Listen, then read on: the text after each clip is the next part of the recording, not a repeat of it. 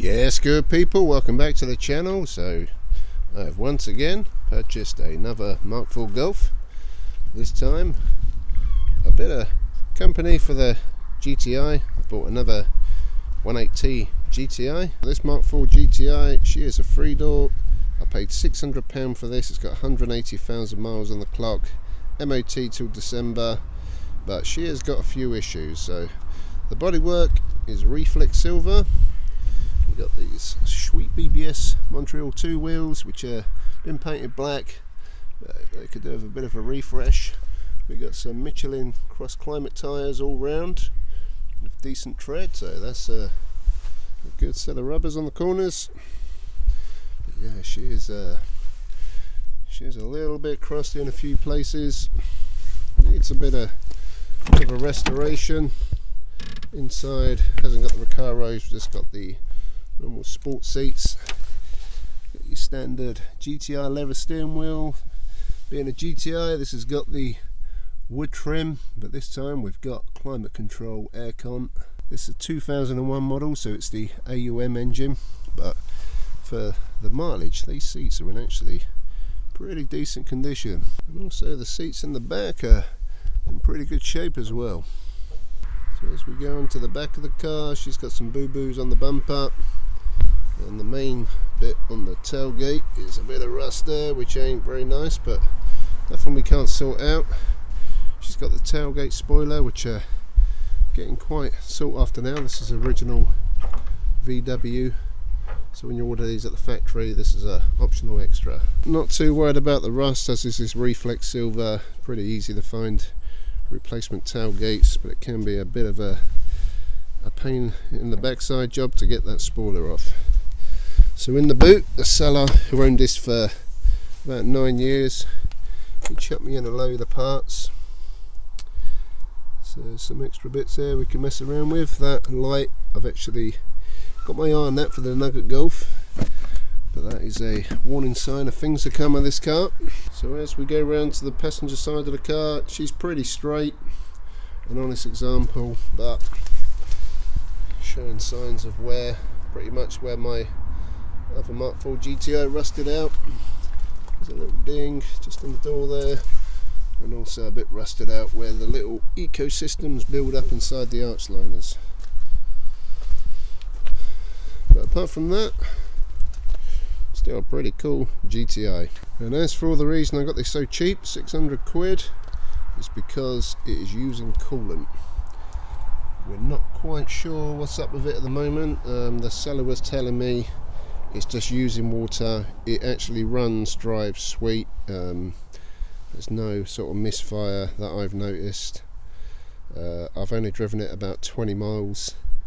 There's no visible water in the oil, so it could be a case of, if it is a head gasket, it could be water leaking into the cylinders. But what we really need to do is get stuck into it, start taking like the beauty cover off, see if we've got any little leaks in the radiator or pipe or heater matrix, something like that.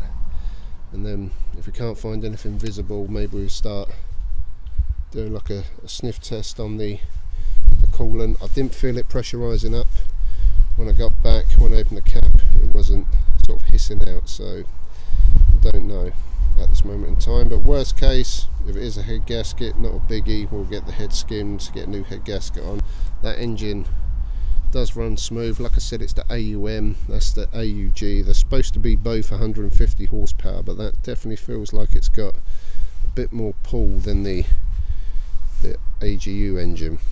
These have got the KO3S turbo, where my other one's got the KO3. So clearly that makes a bit of a difference, but this definitely has a bit more of a pull on it.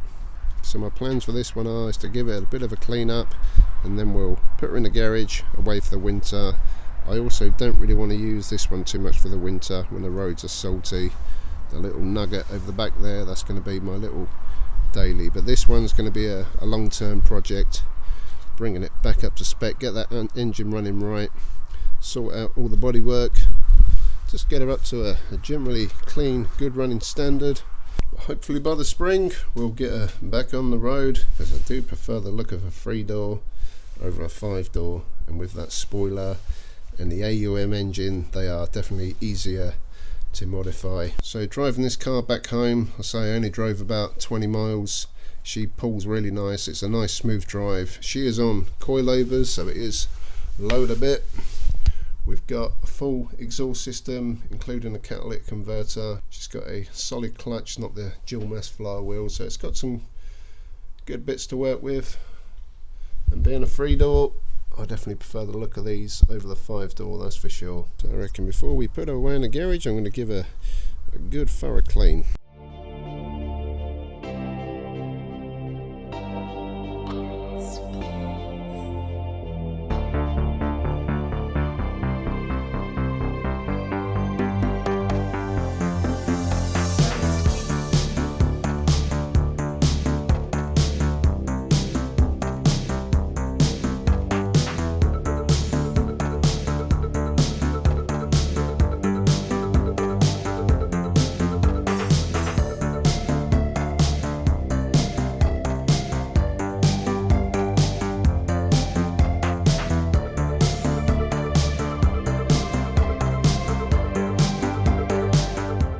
Alright, so she's all cleaned up now. It actually does clean up pretty decent. Like I say, she's got a few more wounds on her that we need to sort out, but yeah, that don't look too bad at all. Don't look too bad. I gave the engine a good jet wash and the door shuts, but I think she's ready to go in the garage now.